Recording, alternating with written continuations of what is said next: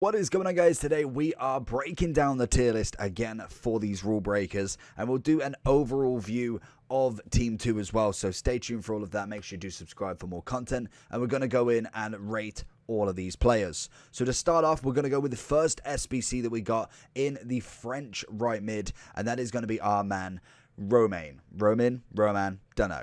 86 rated right mid, can become lengthy with an architect. Honestly, he's stuck around in the team. I think for me, he's going to have to go in that A tier. Coming in at 41,000 coins. He's got good pace. There is a review on the channel as well if you wanted a more in-detailed review on him. But I think for me, he sticks around at a good level. Not quite in the S tier level, even with the lengthy accelerate on him. He definitely is a good player, not an elite player. We then go on to the new addition, in fact. We're going to go for the two Alabas. So both of them can become lengthy. Both are very, very good in the game. 88 rated. Both had nice upgrades on their defending, as we see them both down here. And I think, for me, I'm trying not to judge the SBC price on what the player actually is, because the player is fantastic. The SBC is way overpriced for what the cards are. They are, for me, both S tier 100%. I think they are elite centre-backs. Most definitely not the most elite centre-backs you can get, but they are up there in that top category. I would say definitely the Real Madrid shirt with the proper white on it, as you can see, is the better one to go with, mainly because you can whack the anchor on and have that lengthy also. So I think that for me is number one, but I'd still say even when you can put an architect to get him lengthy, he's still going to be fantastic as the other one if you so happen to choose that one. We have Butter next, unfortunately the only one without dynamic. I think that is very harsh to do. I don't know if they just don't have Bundesliga rights or whatever reason they don't for him. Unfortunately, he just didn't get it. I don't know if it's just the rating as well. Maybe they didn't want to go for it. But a right mid Portuguese, he is normally a 72, so a plus 10 upgrade, which is always nice. Massive upgrade on his shooting, 12 on his passing. He's had a nice kind of well-rounded attacking upgrade. He is explosive. He has got a lot of pace. So for me, he is the cheapest as well. I'm going to have to put him in that C category. He's 11,000 coins. He does have multiple positions of a right wing, right mid, and a right wing back, which is always interesting. Next up is the Polish Ligue 1 player for Lens. I am not going to try and pronounce that name. We've got Frankowski. Oh, okay. Ignore me. I was thinking, I looked at his first name, I was like, yeah, that ain't happening. But actually, this guy coming in at 10,500 coins, practically 11. He can be lengthy as a left back in Ligue 1, which is always nice, and he can do it with an anchor. For me, I'm going to put him in that B category for now. If we do whack the anchor on him, you get 93 pace, 87 defending, 86 physical. You know what? Let's bump him up to that A, because I feel like left backs most definitely don't have that lengthy attribute, and I found my kind of Cancelo, I found Alphonso Davies just be overrun purely on that accelerate, because the pace on them is not a problem. Davies has over 90, Cancelo has 90 with a shadow, and yet they still got overrun. I guarantee this guy with that lengthy activated is going to be able to keep up with them, exactly like Ferland Mendy. We have Godfrey next, another, Prem centre-back this time, 63,500 coins. He can only be lengthy with the Architect, which again, we've seen is just the god of all accelerate, especially for centre-backs. It is a must as soon as you come up against Haaland, Ronaldo, Nunez, Benzema, I think Kane is as well. Once they get on their run, there's just no catching. So you almost have to go down that route. Obviously, if you are in next gen, if you're in old gen, a lot of this doesn't really make any matter. You will find that some players will not necessarily be in the same category. I feel like most of them will be as well, though, because even if the meta is lengthy, it predominantly goes to pretty much most players anyway, bar from maybe a couple, Dzeko, for instance, being in this list, that may go into that S rather than A. But Godfrey, for me, he can go in that A as well. Hector Herrera, again, another great special card to get in your MLS. Objectives are going to be absolutely perfect with him. 10,500 coins. I personally would just pick one up to put in the squad, just to have in that MLS team, just purely for the fact that if we do get an objective, probably won't go up massive, because I think most of the time it's squad battles or other teams don't have that anyway. But to make it easier for yourself, he's an absolute gem. He's got a lengthy attribute as well. Marksman, Architect, and Anchor will get him up there. I'm going to put him in this B category for now. I feel like definitely you could argue in the A with more perspective on if he's going against other MLS players. In the grand scheme of centre mids, I think B is just fine. Jesus Navas is coming in next at 56,500 coins. He is an 86 right back in Sevilla. He again in Seville. Seville or Sevilla? Either one. Basically, he plays for Sevilla. So, he's got an 86 rated. He is coming in at 56. He can't be lengthy. He's 88 pace, 83 defending. His alternative is a right wing back. I think average probably screams to mind with this card. People are going for the anchor with him, which would give you, if I can find anchor, which I cannot, it's going to be 92 pace, 89 defending, 84 physicals. Great stats, controlled running. I think a B category is right.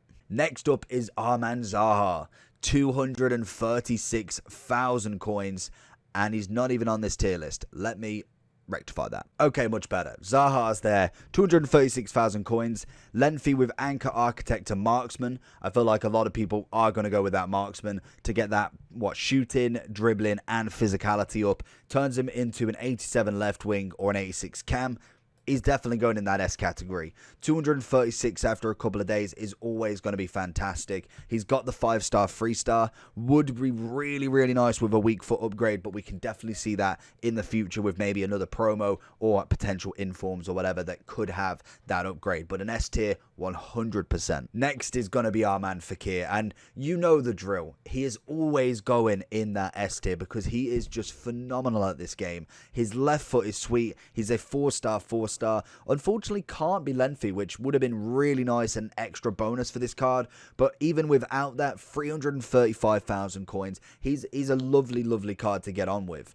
In terms of chemistry style, people are choosing that Hunter, which will give you a whopping, when I can find Hunter, 93 pace, 91 shooting, as well as having very good dribbling, good balanced passing, a bit of physicality, a left foot, 5'8". He's going to be a fantastic unit in that team, and he'll definitely pick out them passes for the Haalands, for the Ronaldos, for the Mbappes, and he will do very, very well in that mid. Calvin is up next, an 87 Prem CDM. He can be centre mid, and he is obviously based as a CDM, coming in at 99,000 coins. Again, not a bad card. I think with lengthy on an anchor or shadow, this card would have been probably upwards of 200-300k, because we haven't seemed to have got a massive variety of special kind of mids at the moment, especially Prem. We've had a couple, but most definitely none that have been like taken the whole game by storm. So for that, I'm going to whack him in that A category for the moment. I think if we already had a lot of DMs and CMs already out, I'd probably go towards B, but I think stats are very good. You whack, I think I can imagine it's going to be Shadow for him, which would give him 83 pace, 94 defending. He's a 90 CDM. I think that is definitely got to add a little bit of weight to him. Benusi up next. He is the final Juventus centre-back out of himself and Chiellini in the Juventus colours, and he is a lovely centre-back. He can be lengthy with absolutely everything, as that is his normal body type, so you can go with Shadow, you can go with Anchor, and obviously with this card having the 78 pace, he's going to be having to put that Shadow on, and I think most definitely has to be recognised as an S tier defender at the moment. I think as we get better special cards out, he will definitely drop into that A, but for right now, I think he's going to do a job pretty much like most. He's got the strength, he's got the aggression, the defending's at 94, he'll have a decent amount of pace, to be honest. He's a 91 centre-back overall. I think most definitely at the moment, he's one of the better Serie A ones you can get. Dzeko is my man, the lengthy striker at 88. He is a fantastic unit in front of goal. We did a review on him yesterday, and honestly, he was beautiful. He ran through, strength is bodying people, the shooting is brilliant, he's got great physicality and dribbling,